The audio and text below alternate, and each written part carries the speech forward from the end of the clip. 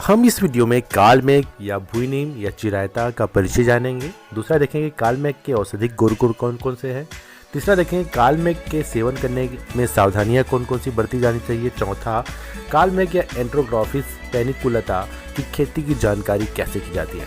इसके अलावा हम देखेंगे कि ये वीडियो बनाने में कुछ संदर्भ या स्रोतों की आवश्यकता हुई है जो यहाँ डिस्प्ले हो रहा है, उसकी सहायता से मैंने ये वीडियो बना पाया है।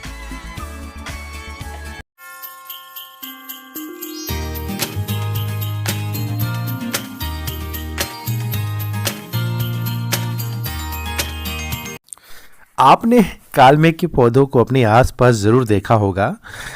कालमेघ एक ऐसा पौधा है जो जड़ी बूटी के गुणों से भरपूर होता है। वैसे तो कालमेघ दिखने में बहुत ही साधारण सा पौधा लगता है, लेकिन जब आप कालमेघ के गुणों के बारे में जानेंगे तो आश्चर्य पड़ जाएंगे। आयुर्वेद के अनुसार कालमेघ के इस्तेमाल से आप शरीर में होने वाले विकारों की रोकथाम कर सकते हैं। कालमेघ का जो प्रयोग कई रोगों का उपचार करने के लिए किया जाता है, यहाँ तक तो आयुर्वेद के अलावा होम्योपैथी में भी इसका अच्छा उपयोग होता है।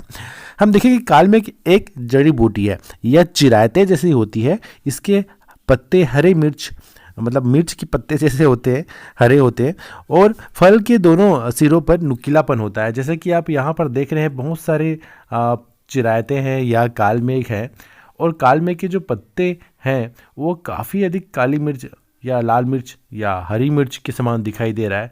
जैसे ही मैं इसको नज़दीक से देखूं तो देखने से होता है कि इसकी जो जड़ होती है छोटी पतली होती है, और इसके अलावा देखा गया है कि ये बहुत अधिक कड़वी होती है स्वाद में। कालमेघ की मुख्य प्रजाति तो पाई जाती है, मगर इसकी बहुत दो प्रजाति और हैं, कालमेघ C24।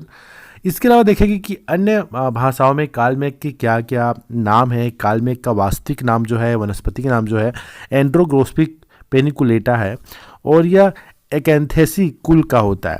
हम देखें कि हिंदी में कालमेघ को हम क्या बोलते हैं। जी हाँ, कालमेघ को कालनाथ या महातिक्त बोलते हैं, और संस्कृत में इसको भूनिम्ब बोलते हैं, कालमेघ बोलते हैं। इंग्लिश में हम कॉमन एंट्रोगेफिक बोलते हैं, करियत बोलते हैं, क्रिएट बोलते हैं, किंग ऑफ बीटर कहते हैं, ग्रीन चिरेटा कहते हैं।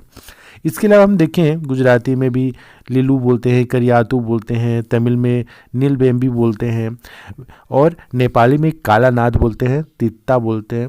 इस प्रकार से बहुत सारे नाम हैं इसके। अब देखें कालमेघ के जो फ़ायदे हैं, जो आपको यहाँ पर हरे पत्ती दिख रही हैं, वाकई बहुत अधिक फ़ायदेमंद होती है। मुख्य रूप से रक्त शुद्ध करने के लिए किया जाता है। इसके इस्तेमाल से एनीमिया के लक्षणों को जल्द से जल्द कम करने में सहायता मिलती है। और बात करें अगर त्वचा में चकत्ते हो गए, सूजन हो गए, दाग धब्बे हो गए या चिरा, और कालमेघ का जो पेस्ट लगाने से काफ़ी अधिक फ़ायदे हो जाते हैं। अगर हम जहाँ पर खुजली हो रहा है वहाँ भी अगर पत्ते को घिस कर लगाएं तो ये खुजली है 3-4 दिन के अंदर ठीक हो जाता है। ये त्वचा संबंधी रोगों के इलाज में बहुत अधिक कारगर है। अगर शरीर पर कहीं घाव हो गया है तो चिरायते का जो पाउडर है पानी में मिलाकर घाव वाली जगह पर लगाने से घाव जल्दी भर जाते हैं। जी हाँ, चिरायता में जो मेथनॉल होता है, जो क्या होता है, बढ़ते वजन को कम करने में काफ़ी अधिक मदद होता है। मतलब इसको प्रतिदिन सेवन करने से जो भी मोटापा है वो भी कम हो जाता है। चिरायते का जो या कालमेघ का जो काढ़ा पीने से आंत में जो कीड़े होते हैं उसका समूल नाश हो जाता है। जी हाँ, क्योंकि चिरायता में एंथेलिमोनेटिक गुण होते हैं जो कीड़ों को मारने में सहायक होते हैं। पेट तथा कब्ज़ के लिए फ़ायदेमंद होते हैं। कब्ज़ को दूर करने के लिए कालमेघ का काढ़ा सहायता करता है। उदर रोग में भी काफ़ी अधिक हेल्पफुल होता है, क्योंकि बहुत अधिक गैस्ट्रिक प्रॉब्लम वो भी ठीक हो जाता है। कालमेघ का जो पाउडर है पानी के साथ पीने से शरीर में विषाक्त पदार्थ बाहर निकल जाते हैं। अगर इस पौधे को अगर घर पर लगा लेते हैं, है ना, तो उसका भी सेवन करें। पाउडर ही ज़रूरी नहीं, उसके पत्तों को बाकायदा कूट लें और उसका काढ़ा बनाकर सेवन करें तो शरीर की सफाई हो जाती है, इम्यूनिटी पावर बढ़ जाता है। जैसा कि कोरोना काल में हम देखें कि भाई तुलसी और गिलोय का काफ़ी अधिक डिमांड बढ़ गया है। उसके अलावा एक कालमेघ का भी काफ़ी अधिक डिमांड बढ़ गया है, क्योंकि एक शोध में पता चला है कि कालमेघ में कोरोना वायरस को समाप्त करने के गुण पाए जाते हैं। इस पर रिसर्च भी जारी है और रिसर्च भी चल रहा है। इसके सेवन से अल्सर जो होता है, रोगों की रोकथाम में भी काफ़ी अधिक फ़ायदेमंद होता है। अल्सर को पनपने नहीं देता ये। अगर आपको हिचकी या उल्टी आ रही है तो चिरायते का अर्क शहद के साथ चाटने से आराम मिलता है। इसके अलावा देखें कि अगर छाल रोग की परेशानी से मुक्ति पाना चाहते हैं तो कम से कम 1 सप्ताह पर जो भी है कालमेघ और कुटकी को पानी में भिगो कर रखें। सुबह एक पानी को छान कर पी लें। इसके बाद कम से कम 3 घंटे तक कुछ ना खाएं। ऐसा करने से छाल रोग में आराम मिलता है। और इसके अलावा देखें कि जो काल मेघ के इस्तेमाल से कफ हो गया, वात हो गया, बुखार हो गया, ये रोगों में आराम होता है। काल मेघ का जो पत्ता है इतना अधिक कड़वा होता है जिसका अंदाजा ये सर लगा रहे हैं। जी हाँ, काफ़ी अधिक कड़वा होने के कारण ये वाकई बहुत अधिक असहनीय दर्द फील टाइप कर रहे हैं। मत खाना।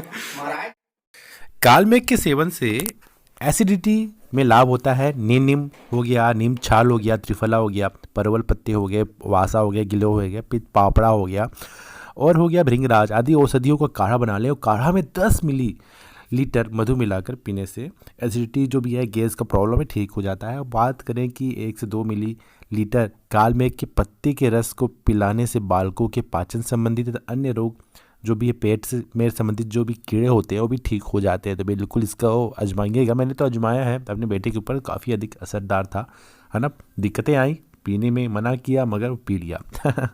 पेट के रोग में फ़ायदेमंद होता है काल मेघ का सेवन करने से। पेट के रोग में बोले कि 1 से 2 ग्राम काल मेघ पंचांग चूर्ण का सेवन करें, जिसमें काल मेघ के जो पत्ते हैं उसके सुखाकर, छाया में सुखाकर बाकायदा उसका पाउडर बना लें, उसका सेवन करें।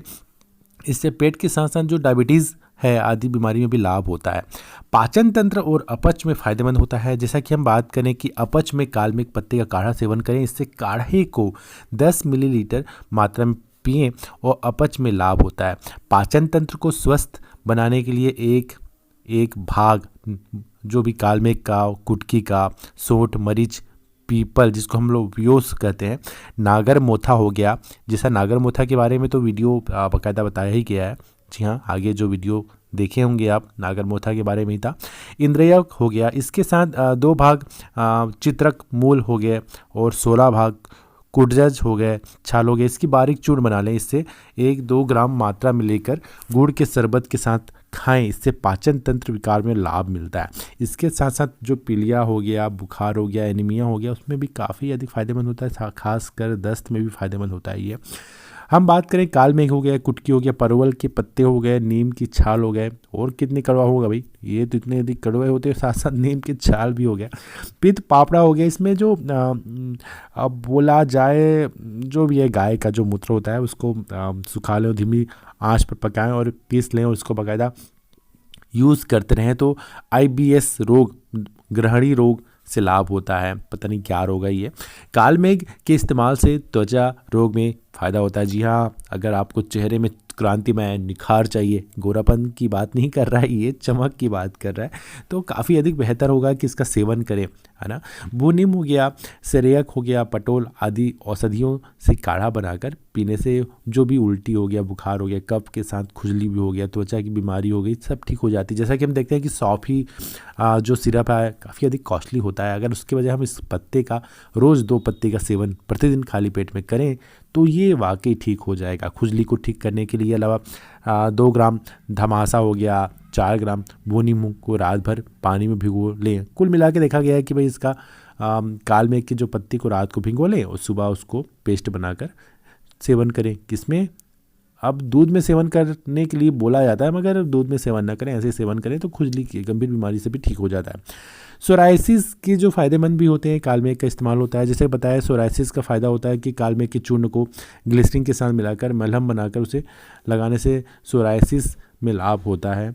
हाँ, काल मेघ के जो प्रयोग से दस्त में फ़ायदेमंद होता है कि पाठा हो गया, गुरुची हो गया, काल मेघ हो गया, कुटकी हो गया, समान मात्रा में मिलाकर काढ़ा बना लें और इसे काढ़ा को बाकायदा 10 मिलीलीटर मात्रा में सेवन करें। इससे आम का जो पाचन होता है, मतलब दस्त में जो देखें कि आंत में जो प्रॉब्लम आ रहे हैं वो भी ठीक हो जाता है। नागर मोथा हो गया है, जो आगे बताया गया है, इंद्रिया हो गया, भूनीम हो गया जिसको हम काल मेघ कहते हैं, इसका सब पंचांग बना लें बाकायदा और उसको काढ़ा प्रतिदिन सेवन करें तो पित्त विकार जो होता है, दस्त में परेशानियों में ठीक हो जाता है। पेट में कीड़े अगर हो गए हैं, जी हाँ, पेट बच्चे बहुत अधिक मीठे खाते हैं तो पेट में तो कीड़े होना स्वाभाविक सी बात है। इसके कारण उनके जो चेहरे का एक चित्तियाँ बन जाती हैं। जी हाँ, आँख के नीचे जो खालापन आता है और चेहरे में एक अलग, कहीं पर ब्लैक दिखा, कहीं पर वाइट दिखा, इस प्रकार से दिखते हैं तो हम जान जाते हैं कि पेट में कीड़े का प्रॉब्लम हो सकता है। काल मेघ का जो पंचांग का काढ़ा बनाकर सेवन करवा दीजिए। हाँ, एक ढक्कन दीजिए और बाकायदा उसका नाक बंद करके गटक लेगा। काल मेघ में जो गर्भावस्था की जो उल्टी का भी इलाज होता है। अगर देखा गया कि गर्भावस्था में महिलाओं को बहुत अधिक उल्टी होने की शिकायत होती है, इसमें 2 ग्राम जो काल मेघ का पेस्ट में इतनी ही मात्रा में चीनी मिलाकर सेवन करें तो गर्भावस्था में बार बार होने वाली उल्टी बंद हो जाती है। मगर इसके बारे में बाकायदा डॉक्टर से ज़रूर सलाह ले लें और देखें कि काल मेघ के इस्तेमाल से स्तनों के विकार में लाभ होता है। पित्त के कारण होने वाले जो स्तन संबंधी जो विकार हो गया है उसमें अगर आंवला हो गया, नागर मोथा हो गया, कुटकी में हम काढ़ा बनाकर सेवन करें तो ये प्रॉब्लम धीरे धीरे ठीक हो जाता है। काल मेघ में सेवन से सूजन में भी फायदा होता है। हम देखें सूजन को ठीक करता है ये। अगर बोले कि काल मेघ का जो सोंठ को बराबर मात्रा में मिलाकर पेस्ट बना लें और इसे गुनगुने जल के साथ सेवन करने से सूजन में लाभ होता है। काल मेघ का इस्तेमाल सूजन को कम करने में मदद होता है, तो बिल्कुल इसका वात रोगियों के लिए तो काफ़ी रामबाण है, काफ़ी अच्छा है। जलन में भी काल मेघ का इस्तेमाल होता है। अगर कहीं पर जल गए हैं हाथ वाथ में तो बाकायदा इसका पत्ते को कूट लें और वहाँ पर धनिए के पत्ते के साथ लगा लें तो काफ़ी अधिक लाभ होता है। काल मेघ के सेवन से मूत्र रोग में भी लाभ होता है। मूत्र रोग की बात करें तो 1 या 2 ग्राम जो काल मेघ के जो पंचांग चूर्ण हो गया है उसमें काढ़ा बनाए तो इसमें काफ़ी अधिक बेहतर होता है। और बवासीर में भी लाभदायक होता है काल मेघ का इस्तेमाल। बवासीर में काल मेघ का उपयोग किया जा सकता है। इसमें मिक्स करना पड़ेगा 2 या 3 सामान जो होते हैं, जैसे कि चित्रक मूल हो गया, अपामार्ग हो गया, पिपली हो गया, कलिया हारीकंद हो गया। इसको सेंधा नमक के साथ बाकायदा सेवन करें तो बेहतर होता है। इसका बवासीर से मुक्ति मिल सकती है। एनीमिया हो गया भी और पीलिया हो गया, उसमें काल मेघ का उपयोग काफ़ी अधिक फायदेमंद होता है। देखें कि एनीमिया या पीलिया रोग में वासा हो गया, गुरुची हो गया, हरर हो गया, बहरा हो गया, आंवला हो गया, इसके जो पेस्ट बना लें और बाकायदा इसमें नीम की छाल भी होनी चाहिए। इसमें काल मेघ का तो है ही, कुटकी हो गया, समान मात्रा में मिलाकर काढ़ा बनाने से 10 या 20 मिलीलीटर से ज़्यादा ना लें सेवन। जी हाँ, काढ़ा में मधु मिलाकर, शक्कर ना मिलाएं, उसमें मधु या शहद मिला लें। एनीमिया और पीलिया जैसे रोग में ठीक होता है। और बोला गया इसी तरह 5 मिलीलीटर पंचांग के साथ रस में शहद मिलाकर सेवन करने से भी पीलिया ठीक हो जाता है। बुखार में भी काल मेघ का भी उपयोग है। कब्ज़ हो गया, विकार के कारण होने वाली जो बुखार के कारण चिरायता मतलब काल मेघ, और नींब छाल हो गया, पिपली हो गया, कचूरी हो गया। इसके अलावा हम देखें शतावरी, इसका जो बाकायदा समान मात्रा में चूर्ण बना लें और इसका काढ़ा बनाकर सेवन करें तो काफ़ी बेहतर होता है। टीबी रोग में भी लाभदायक होता है काल मेघ का सेवन करने से। होता ही है कि जो टीबी एक गंभीर बीमारी है, सभी जान रहे हैं आप, है ना, लेकिन अगर आप टीबी रोग में काल मेघ का सेवन करते हैं तो काफ़ी अधिक फायदेमंद होता है। मगर जैसे कि देखा जाए टीबी का जो शुरुआती लक्षण जो होता है उसमें सेवन करें तो बेहतर होता है, जल्दी रिजल्ट आ जाता है। मगर जब स्टेप बढ़ जाता है तो बाकायदा आपको एलोपैथी की दवाई पर तो आश्रित होना ही पड़ता है। मगर कुछ इन चीज़ों का भी उपयोग कर सकते हैं कि भाई 2 ग्राम पंचांग चूर्ण में 1 ग्राम काली मिर्च का चूर्ण मिलाकर उसमें सेवन करें 1 माह तक तो ठीक हो जाता है। लीवर की जो परेशानी है वो भी ठीक कर देता है। होता ही है कि जो काल मेघ का जो पंचांग के रस या पंचांग का काढ़ा बनाकर सेवन करें तो इससे लीवर के विकार भी ठीक हो जाते हैं। अरे बाप रे, सांप के काटने पर भी काल मेघ का उपयोग काफ़ी अधिक लाभदायक है। सांप काटने पर हम देखें कि इसके काल मेघ के जो पत्ते को पीस कर सांप के काटने वाले स्थान पर लेप लगाएं तो सांप के जहर के साथ साथ बिच्छू के बीच दर्द या जलन में भी फ़ायदा होता है। मगर भाई सांप काटा तो बाकायदा हॉस्पिटल ही जाना चाहिए। मगर ये साइड में हो सकता है कि भाई पहुंचने तक आप ऐसा कर सकते हैं। काल मेघ के जो उपयोगी भाग कौन कौन से हैं तो देखते हैं यहाँ पर। पंचांग की बात करें, पत्ते की बात करें, जड़ की बात करें तो ये उपयोगी भाग है काल मेघ का। काल मेघ का जो इस्तेमाल कैसे करें तो यहाँ पर हम देख सकते हैं कि काल मेघ की जो मात्रा होनी चाहिए, चूर्ण की बात करें तो चूर्ण 1 से 3 ग्राम होनी चाहिए। रस की बात करें तो 5 से 10 मिलीलीटर की बात करें, उससे ज़्यादा ना लें। काढ़ा की बात करें तो भाई 20 या 40 मिलीलीटर हो जाए। और तरल सत की बात करें तो 0.5 या 1 मिलीलीटर की बात कर सकते हैं इसका इस्तेमाल। काल मेघ का अधिक मात्रा या ज़्यादा दिनों तक उपयोग करने से निम्नलिखित नुकसान हो सकते हैं। जैसे कि बात करें चक्कर आना हो गया, पेट फूलना, अरुचि हो गया, उल्टी हो गया, हृदय विकार हो गए। इसमें क्या होता है, जो प्रजनन जो संस्थानत विषाक्त प्रभाव होता है, शुक्राणु जो रोधक क्रिया देखी जाती है। साइटोकाइनेसिस के कारण स्पेक्ट्रोजेनिक कोशिकाओं का विभाजन भी हो जाता है। तो कोशिश करेंगे कि इसकी मात्रा निश्चित लें और अधिक दिनों तक सेवन ना करें, बीच में गैप करके सेवन करें। काल मेघ का जो सेवन के जो साइड इफ़ेक्ट भी होते हैं कि काल मेघ के सेवन से जितने लाभ होते हैं उतने नुकसान भी हो सकते हैं। जैसे कि गर्भस्रावी प्रभाव के कारण काल मेघ का प्रयोग गर्भावस्था में नहीं करना चाहिए। तो कोशिश करिएगा कि गर्भावस्था में इसका सेवन ना करें। और देखें कि ये कहाँ पर पाए जाते हैं। तो काल मेघ पाए जाने वाला जो जगह हो सकता है तो पूरे भारत में मिलते हैं, खासकर भारत के जो वन्य प्रदेश हो गए, मैदानी क्षेत्र हो गए, काल मेघ की खेती की जाती है। काल मेघ की जो खेती है, हल्की काली कपासी मिट्टी, उत्तम जल निकासी वाली बलुई मिट्टी बेहतर होता है। जी हाँ, इस पर हम सफलतापूर्वक खेती कर सकते हैं। इसकी जो बिजाई बीजों से की जाती है और इसका हम अगर टहनी को भी करें तो बेटर होगा, मगर उत्तम किस्म के जो बीज होते हैं बाज़ार में मिलते हैं उसको हम जगा सकते हैं। कब? मई या जून के माह में। नर्सरी बनाकर हम इसमें 1 एकड़ में खेती के लिए प्रति एकड़ लगभग आधा किलोग्राम बीज पर्याप्त होता है। नर्सरी से पौधे उखाड़ कर जून जुलाई में खेत में रोपित कर सकते हैं। जो बरसात में अगर हम करना चाहें तो आप पौधे को उखाड़ कर रोपित कर सकते हैं और अक्टूबर नवंबर में उखाड़कर सुखाकर पंचांग के रूप में बेच सकते हैं।